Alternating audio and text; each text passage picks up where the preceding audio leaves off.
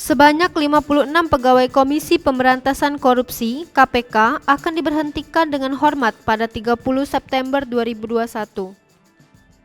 Semuanya diberhentikan setelah dinyatakan tidak memenuhi syarat dalam tes wawasan kebangsaan (TWK) sebagai bagian dari alih status pegawai menjadi aparatur sipil negara.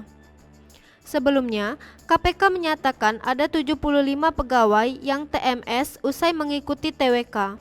51 diantaranya dinilai merah dan akan diberhentikan. Dari 51 pegawai tersebut, ada 1 pegawai yang memasuki purna tugas per Mei 2021, sehingga pegawai itu tidak ikut diberhentikan dengan hormat.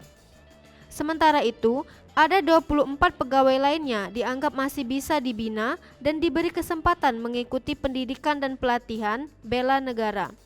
Namun, dari 24 pegawai tersebut, hanya 18 orang yang bersedia mengikuti diklat dan lulus menjadi ASN.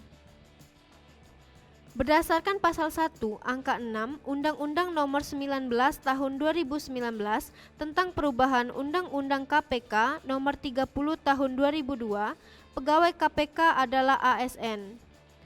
Peralihannya dari pegawai menjadi ASN dilaksanakan sesuai dengan desain manajemen ASN, yaitu Undang-Undang Nomor 5 Tahun 2014 dan peraturan-peraturan pelaksana lainnya dalam waktu 2 tahun sejak diundangkan pada tanggal 16 Oktober 2019.